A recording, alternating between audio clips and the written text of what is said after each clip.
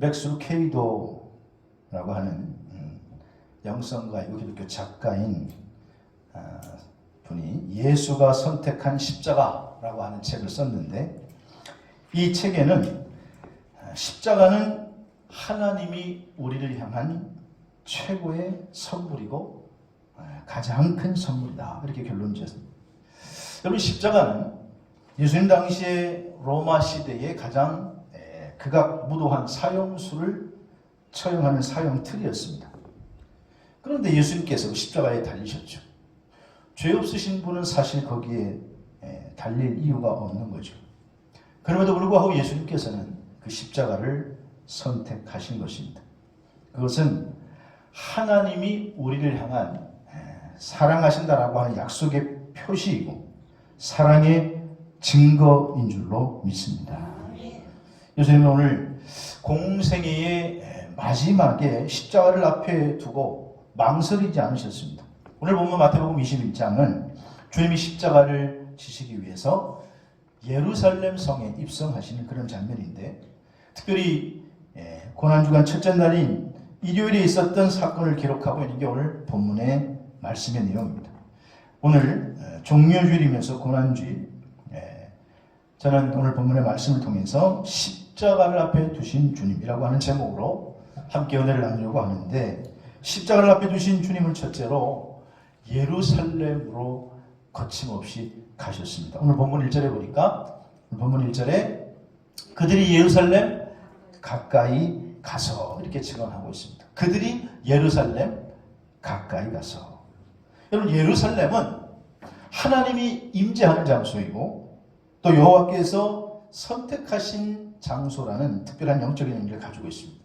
그래서 특히 유대인들은 유대인들에게 예루살렘이라고 하는 것은 하나님 나라라고 하는 의미도 포함되어 있는 것입니다. 그래서 6월절이 되면 전 세계에 흩어져 있는 디아스포라에 있던 유대인들이 다 예루살렘으로 모여들었습니다.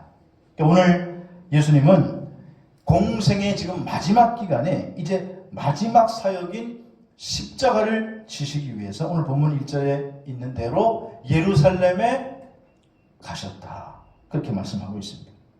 예루살렘에 지금 가신 것은 예수님이 이 땅에 오신 목적, 대속의 제물이 되시기 위해서 이 땅에 오셨는데, 그분이 십자가를 지기 위해서 지금 마지막 사명의 자리에 나아가신 것입니다. 십자가를 앞에 주신 주님은 이렇게 사명의 자리에 가셨다고 하는 것입니다. 사도행전 16장에 보면 바울이 드로아에서 전도 여행을 하다가 진로를 변경하는 장면을 소개하고 있습니다.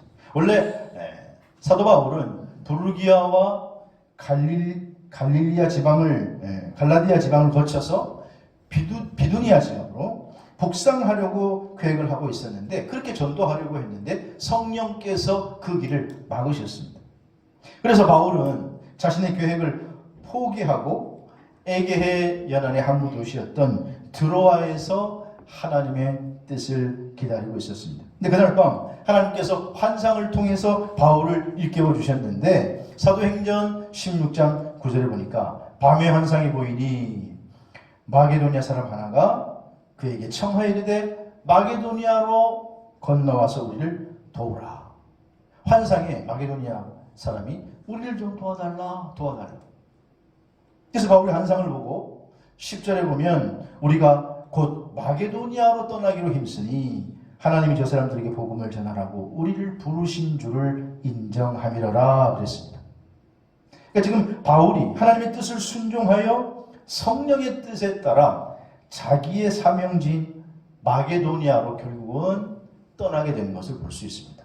자신은 다른 곳으로 아시아로 가려고 했는데 그는 결국 마게도니아로 떠났다는 거예요. 그래서 바울이 1차, 2차, 3차 전도 여행을 보면 바울이 자기 마음대로 하지 않고 하나님이 원하시는 장소, 하나님이 원하시는 방법으로 마지막까지 사명을 감당한 줄로 믿습니다.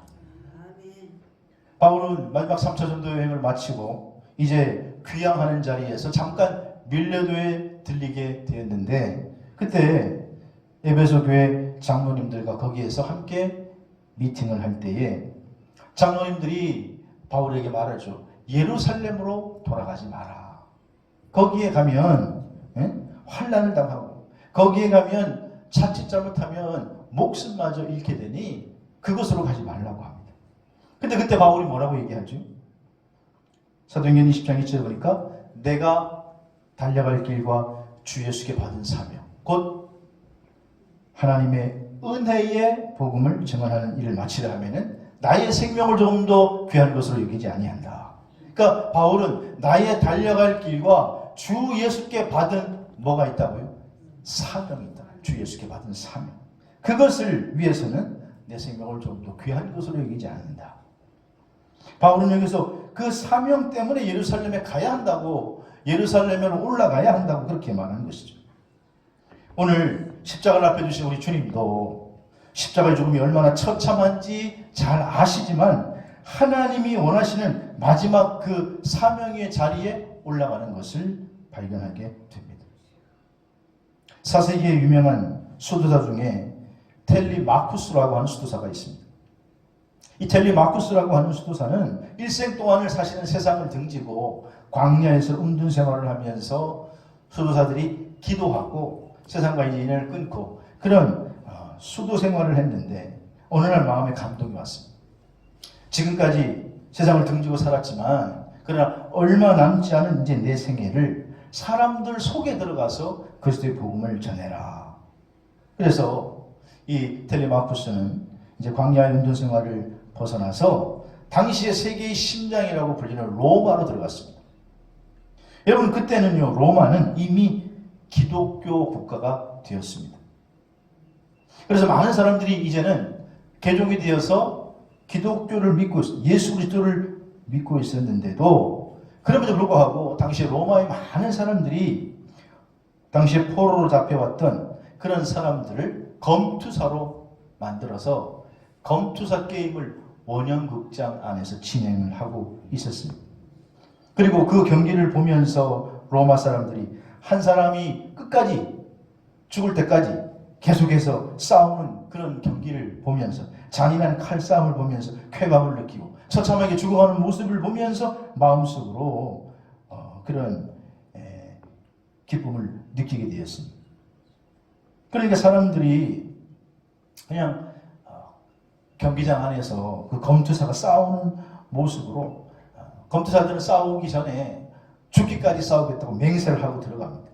그리고는 거기서 한 사람이 죽어나갈 때까지 피비린내는 싸움을 하는 거예요. 기독교 국가에서.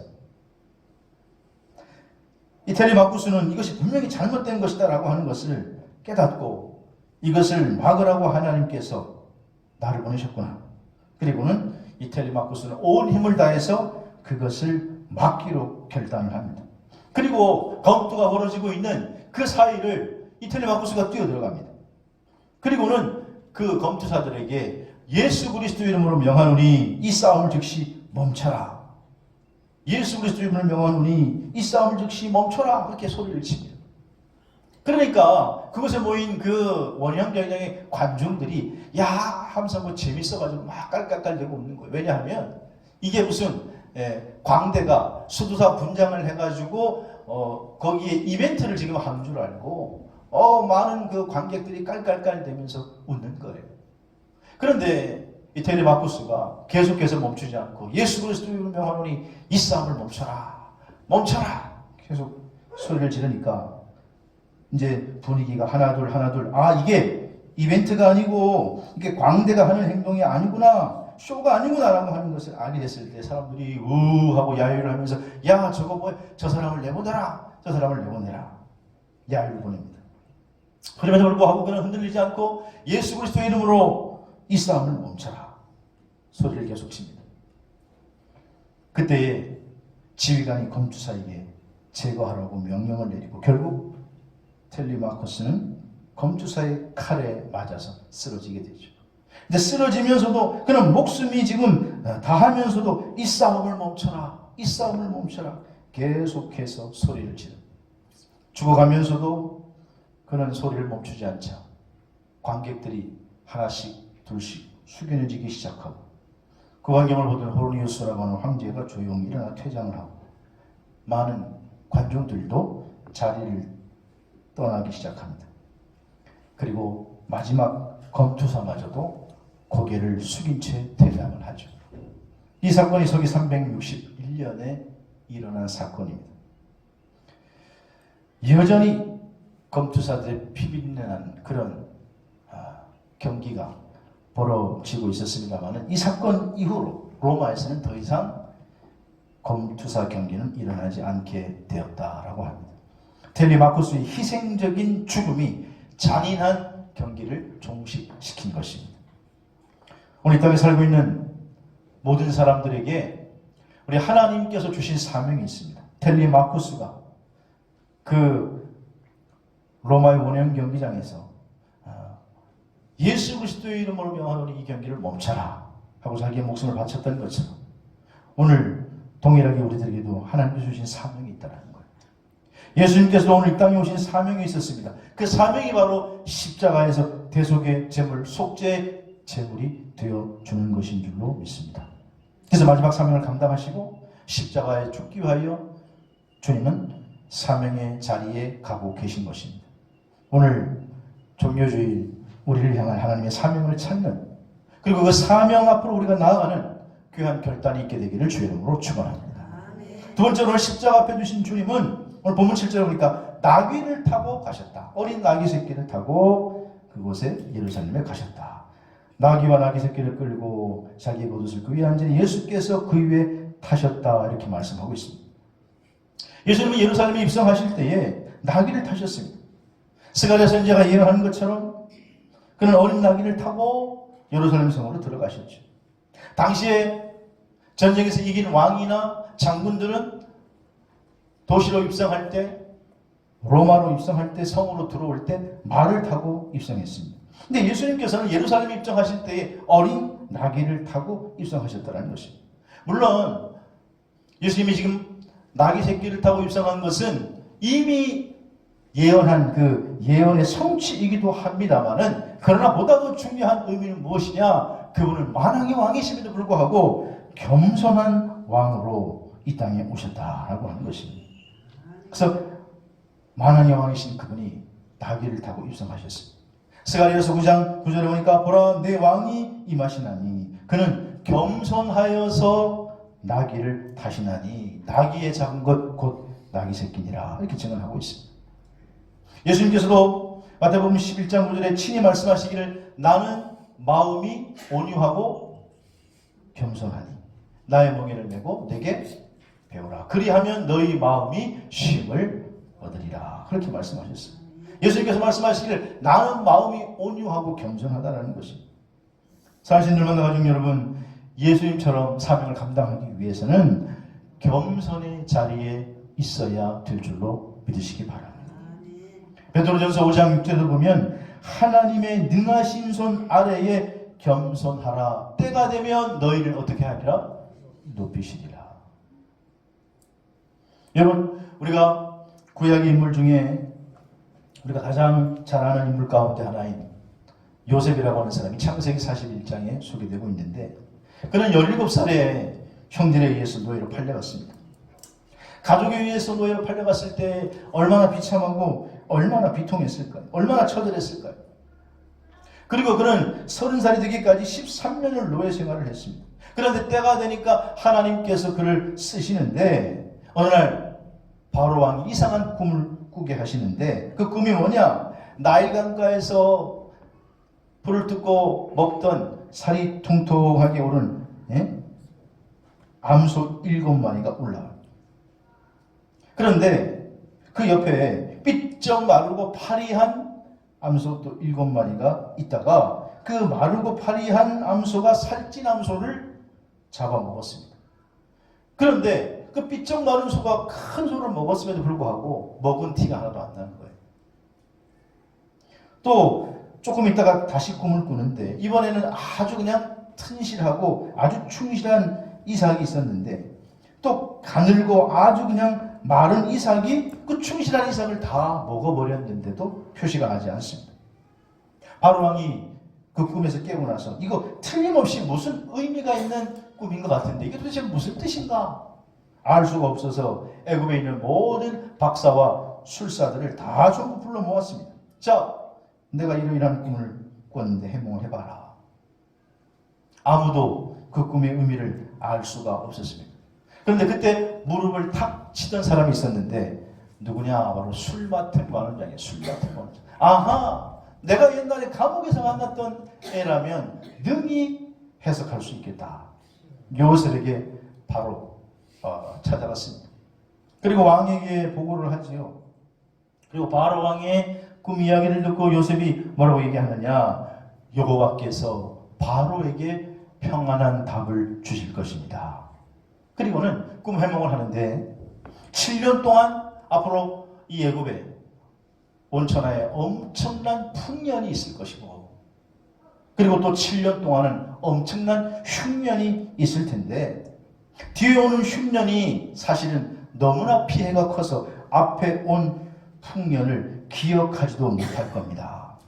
그래서 이 나라 이 백성을 살리기 위해서는 바로께서는 이제 지혜롭고 명철한 사람을 택하셔서 애굽 땅을 다스리게 하시고 7해 풍년이 남은 곡식을 거두어서 각 성에 쌓아두게 하소서. 창세기 41장 33절에서 그렇게 말씀하고 있습니다.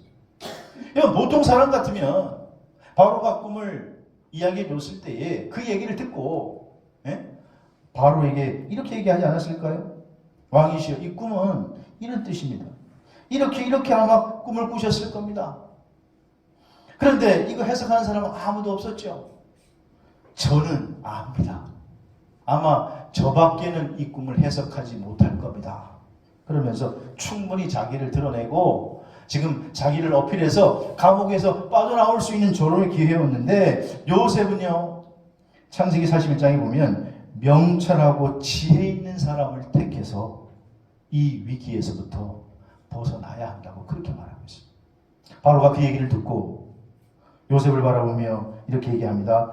너같이 하나님의 영이 함께하는 사람이 또 어디 있겠느냐? 하나님의 영에 감동된 사람이 어디 있겠느냐?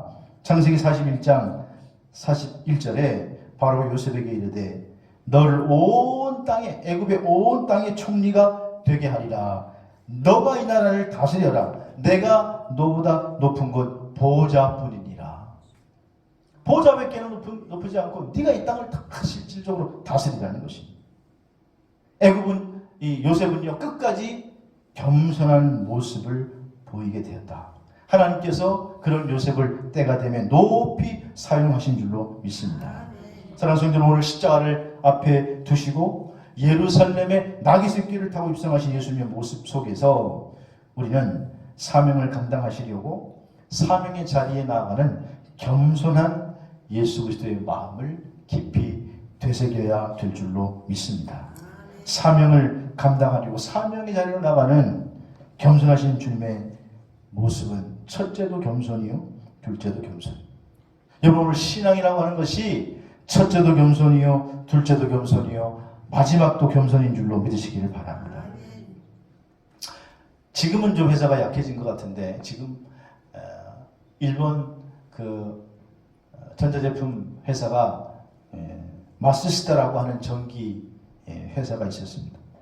그 창업자가 마쓰시다 고노스케라고 하는 회장인데, 우리나라에서는 아마 파라소닉이라고 하는 기업으로 우리가 알고 있는 회사입니다. 그런데 이 파라소닉이 옛날에는 엄청 호황을 누리고 잘 나가는 적이 있었습니다. 지금은 좀 많이 약해졌지만, 일본에서는 거의 우리나라의 뭐 S기업이나 H기업 같이 그런 아주 좋은 직장이었기 때문에 일본 젊은이들도 그 기업에 들어가려고 아주 그냥 길을 썼다고 해요.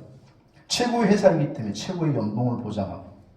그런데 이 회사에 들어가려면 엄청난 시험을 잘 통과해야 하지만, 그런데 마지막에 꼭 이 고노스케라고 하는 회장이 직접 면접에 온 회사 신입생들을 면담을 하는 거예요. 그 면접 시험을 통과해야만 그 회사에 들어갈 수가 있는 거예요. 근데 이 고노스케 이 회장이 면접 시험 때 반드시 물어보는 게 뭐냐? 당신은 1차로 이 시험에 지금 합격해서 이 회사에 이까지 들어오게 됐는데 운이 좋아서 들어왔다고 생각하십니까? 아니면 자기의 노력 때문이라고 생각하십니까? 그렇게 꼭 묻는다는 거예요. 그리고 이 질문에 자기의 노력 때문이라고 대답하는 사람들은 떨어뜨리고 운이 좋아서 이 자리에 이곳에 오게 됐다고 대답하는 신입사원은 합격을 시키더라는 거예요. 그런데 그게 한 번이 아니고 이 파나소닉 회사에 들어올 때마다 신입사원을 뽑을 때마다 이 고노스케 회장이 마지막 면접 시험에 꼭 가서 물어보는 거예요. 당신이 이 자리에 오게 됐는데 당신은 운이 좋아서 오게 됐습니까? 아니면 당신의 노력 때문이라고 생각하십니까? 그리고는 가만히 보니까 자기의 노력 때문에 이 자리에 오게 됐다고 대답하는 사람들은 결국은 그 회사에 들어가지 못하게 되는 거예요. 낙방하게 되는 거예요. 그래서 한 기자가 취재를 하다가 그게 한 번이 아니고 두 번이 아니고 네 번마다 그러니까 회장에게 가서 물었어요. 아니 회장님 도대체 왜 운이 좋아서 들어왔습니다라고 대답하는 사람은 붙이고 내 노력 때문에 이 자리에 이곳에 오게 됐습니다라고 대답하는 사람은 떨어뜨립니까? 그러니까 어떻게 그걸 알았냐고 그러면서 하는 말이 운이 좋았다고 대답하는 사람은 내가 성공하는 게 내 힘만으로 된 게 아니라 다른 사람의 도움 덕분이라고 하는 생각, 즉 겸손과 감사의 마음이 사실 그 속에 있는 겁니다. 그래서 그런 의식을 가지고 있는 사람들은 회사에 문제가 생겼을 때 긍정적인 자세로 극복을 잘 해나가곤 하지만 반대로 자기 노력으로 의해서 이 자리에 있게 되었다라고 생각하는 사람은 항상 정당한 대우를 받지 못한다고 생각하면 섭섭한 마음으로 일을 해서 회사에 결국 도움이 되지 못하는 사람들을 많이 봐왔습니다. 그래서 그런 사람들은 뽑지 않는다는 거예요. 여러분 물론 이 마시스타 이 고노스케 회장은 예수 믿는 사람은 아닙니다. 하지만 우리가 이것을 기독교적으로 해석하면 오늘 운이 좋았다라고 하는 것은 뭐냐? 겸손의 표현이라는 거예요. 겸손과 감사의 마음을 가진 사람이 사실은 실력보다 더 좋은 인재라고 하는 것을 이 회장은 알았다는 것이죠. 여러분 겸손이 뭡니까? 내가 한 것이 별로 없다고 고백하는 것이 겸손인 줄로 믿습니다. 오늘 예수님은 종료주일에 마지막 사명은 십자가를 지시기 위하여 사명의 자리로 지금 나가셨는데 그 자리에 나귀 새끼를 타고 나가셨다. 사랑하는 성도 여러분, 오늘 종료주일에 다시 한번 우리가 신앙의 사명을 점검하면서 하나님의 능력의 손안에 살 때 겸손한 삶이 되시기를 주의 이름으로 축복합니다.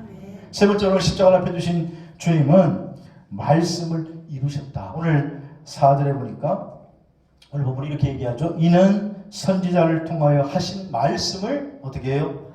이루려 하십니다. 이루려 하십니다. 무슨 말씀입니까? 예수님께서 지금 나귀 새끼를 타고 입성하신다는 얘기가 이미 스가랴 선지자를 통해서 예언이 되어 있어요. 예루살렘에 따라 즐거이 부를지어다 보라 왕이 임하리니 그가 겸손하여 나귀 새끼를 타고 곧 입성할 텐데 그분이 타고 들어가는 게 나귀 새끼다. 즉 다시 말해서 예수님께서는 예언된 말씀을 이루시려고 예루살렘에 입성하셨다는 거예요. 근데 그 말씀을 이루려면 말씀대로 순종하는 삶이 되어야 될 줄로 믿으시기를 바랍니다. 사도행전 13장에 보면 바울이 비시디아 안디옥에 전도하는 그런 모습이 나오는데 전도의 과정이 얼마나 힘들었든지 당시에는 많은 사람들이 아직 믿지 않았던 터라 그 전도의 여정이 너무너무 힘들어서 전도하는 과정 속에 힘든 마가가 그만 예루살렘으로 돌아가 버리고 말아요. 그래서 바울과 바나바가 안식일에 회당에 들어가 전도하는데 이미 지쳐있는 상태입니다.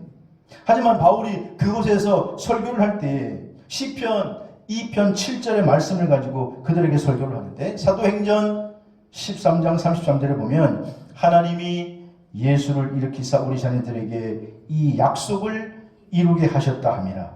시편 둘째 편에 기록한 바와 같이 너는 내 아들이다. 오늘 내가 너를 낳았다 하셨고 바울은 지금 이 시편 둘째 편의 말씀을 가지고 하나님이 죄인인 우리를 자녀 삼으려고 이 시편의 말씀을 이루시기 위하여 우리 자녀를 구원하시려고 하나님이 예수님을 이 땅에 보내주셨다. 그렇게 증거하고 있다는 것입니다.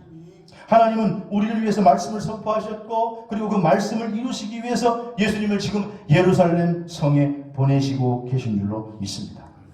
사랑하시는 성도 여러분, 하나님의 말씀이 오늘 내 삶을 통해서 이루어져야 될 줄로 믿습니다. 하나님의 말씀이 내 삶을 통해서 이루어져야 돼요. 하나님의 말씀이 먼저 예수 그리스도를 통해서 이루어진 것처럼 오늘 예수 그리스도의 말씀이 이제는 내 삶을 통하여, 내 가정을 통하여, 내 자녀를 통하여 이루어져야 될 줄로 믿습니다. 19세기 선교사 중에 탐험가이면서 또 선교사인 데이비드 리빙스턴이라고 하는 유명한 선교사가 있습니다. 아프리카 선교사로서 세계 선교사 역사의 핵을 그었던 그런 인물이라고 하는 평가를 받습니다. 스코틀랜드 출신이고 그는 탐험가인데 당시에 근데 이 리빙스턴에 대해서 설왕설래가 있었습니다. 어떤 사람은 저 사람이 선교사가 맞냐? 탐험가지, 탐험가. 미지의 땅에 가서 탐험하고 자기 일을 하는 사람이지 선교사가 맞냐? 어떤 사람은 저런 오지에 가서 그리스도의 복음을 전하는 저 사람의 말로 진짜 선교사가 아니냐? 그래서 이 리빙스턴에 대한 여러 가지 긍정적인 부정적인 평가가 있었기에 이 진상을 정확하게 조사하기 위해서 당시에 1871년에 스탠리라고 하는 기자가 아프리카에 직접 날아가서 리빙스턴을 조사하기로 마음을 먹었습니다. 그리고는 가서 리빙스턴을 조사하는 거예요. 물론 이 스탠리 기자는 무신론자, 하나님을 믿지 않는 사람입니다. 그래서 리빙스턴에 대해서 긍정적인 생각보다는 부정적인 생각이 더 많은 거예요. 그럼 그렇지, 네가 선교한다고 엉뚱한 짓 하겠지. 그리고 가가지고 일거수일투족을 따라다니면서 이 리빙스턴을 쫓아다니는 거예요. 그리고 그렇게 추적을 한 지 4개월이 되었습니다. 그리고 이 스탠리라고 하는 기자는 드디어 영국으로 돌아오게 되었는데 무신론자인 스탠리가 영국으로 돌아올 때는 기독교 신자가 되어 돌아오게 되었다는 것입니다. 주변 사람들이 이상하게 여겨서 스탠리 기자에게 묻죠. 아니, 너 무신론자 아니었냐? 맞지? 난 무신론자였지. 그러면 리빙스턴이 너를 전도하든 너에게 예수 그리스도를 믿으라고 하든 아니, 그는 나에게 예수라고 하는 말 한마디조차 한 적이 없다. 그럼 어떻게 네가 무신론자였는데 예수님을 믿는 사람이 됐니? 그때 스탠리가 말하기를 내가 아프리카에 가보니 그는 엄청난 오해를 받고 있었다는 것이요. 영국에서뿐만 아니라 선교사들이 그를 시기하고 질투하고 심지어 그에게 도움을 받은 사람까지도 그를 배신하고 그를 모함하고 있었다는 것입니다. 그래서 내가 그를 4개월 동안 추적하면서 따라다녀 보니까 놀라운 사실 하나를 발견했는데 그는 나에게 예수의 예자도 꺼내지 않았지만 내가 리빙스턴을 보니 리빙스턴은 말씀대로 사는 사람이었더라. 그런 모습을 보면서 나도 저런 하나님을 한번 믿어보고 싶었기 때문에 예수님을 믿게 되었다. 그렇게 말하더라는 거예요. 사실 여러분, 말씀대로 살아가는 리빙스턴을 보면서 무신론이었던 기자가 예수 그리스도를 믿게 된 것입니다. 이 리빙스턴에 의해서 아프리카는 놀랍게 변화된 것입니다. 어떤 사람은 그를 사기꾼이라고 하고 탐험하려고 했지만 아니요, 리빙스턴은 예수 그리스도의 복음을 증거하는 참된 주의 종이요 선교사였던 것입니다. 사랑하는 성도 여러분, 오늘 우리의 삶 속에서 우리가 얼마나 말씀대로 살고 있는가, 말씀이 내 삶을 통해서 이루어지고 있는가. 오늘 예수님이 십자가를 앞에 두고 말씀을 이루려 하심이라. 하나님의 말씀이 나사렛 예수를 통해서 이루어진 것 같이 오늘 주님께서는 이제 주님께서 하신 말씀이 저와 여러분의 삶 가운데 가정에 직장에 이루어지기를 원하는 줄로 믿으시기를 바랍니다. 오늘은 종료주일이고 고난주일입니다. 예수님의 십자가를 앞에 두고 예수님은 예루살렘에 올라가셨습니다. 당당하게 올라가셨습니다. 그는 놀러 간 것이 아닙니다. 마지막 사명 십자가를 지시기 위하여 그 사명 때문에 올라가셨습니다. 나귀 새끼를 타고 그분은 겸손하게 올라가셨습니다. 오늘 예수 그리스도의 십자가를 기억하면서 오늘 종료주일에 우리가 잊었던 사명을 다시 한번 회복하고 우리도 예수 그리스도의 겸손을 본받아서 또한 하나님 말씀 앞에 순종할 때에 그럴 때 하나님의 말씀이 예수님을 통해서 이루어졌듯이 예수님의 말씀이 오늘 우리의 삶을 통해서 이루어지게 되기를 주의 이름으로 축복합니다. 그런 저와 여러분이 될 수 있기를 주의 이름으로 축원합니다.